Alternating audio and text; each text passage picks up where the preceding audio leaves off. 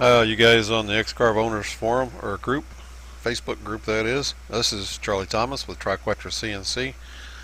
There was a request earlier for a short video that showed 3-axis zeroing in Easel, and so this is going to be a quick demonstration of how it works.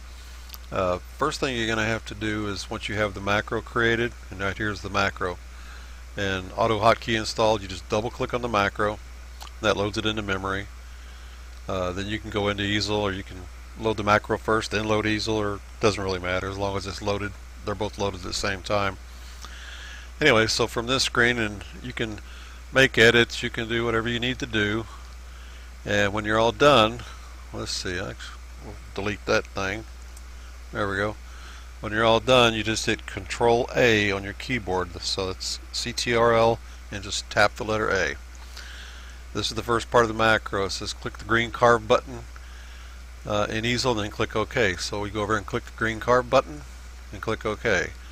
Next it says with your touch plate in place and the ground wire connected, jog your machine around to get it in position for 0 and click OK when done.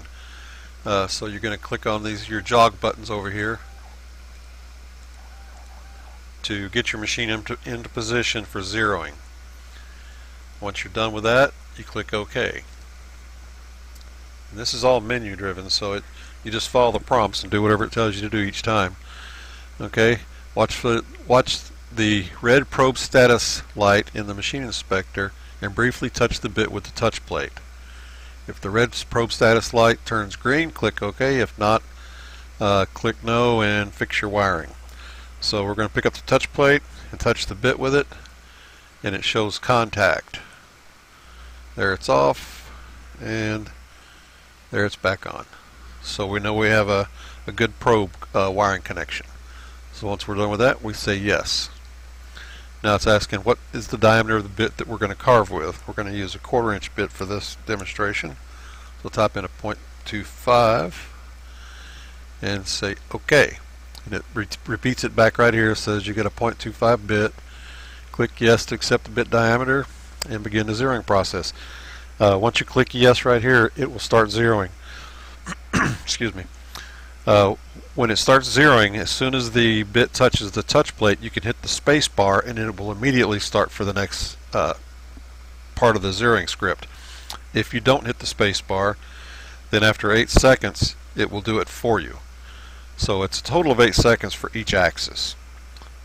So I'm going to go ahead and say yes, and it's going to start zeroing the x-axis, and you'll see these commands popping in right here, and you'll also see these numbers changing up here as it's moving around.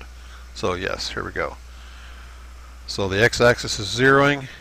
It touched. I'm going to hit the space bar to move it on. Now it's zeroing the y-axis. It touched, so I'm going to hit space bar to move it on. And now it's coming down on the z-axis. It touched. I'm going to hit the space bar to keep it going again. And now it's telling us to remove the touch plate and the ground wire before we click OK, because it's going to move the spindle back to XYZ0. So once you have everything removed, click OK. And you can see the numbers over here going down. It's moving to 0. They don't show 0, but now they do. I don't know if you caught that or not, but after it finishes, then it resets them all to 0, which it did. And now your bit should be sitting on the corner of your material at XYZ0. Click OK, and now you're ready to carve. Just click on Carve, confirm the material thickness, confirm secure, confirm bit, confirm home, raise the bit, spindle on, and carve. And there we go. You can kind of hear the motors running, I guess. I don't know. Anyway, that's all there is to it, guys.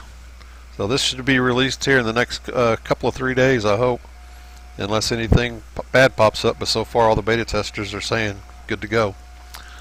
So thank you, and I hope this helps out all the Easel users that use Windows. This is not a Mac program, but there is a version of this out there on the Inventables forum for Mac. So thank you, guys. Have a great day.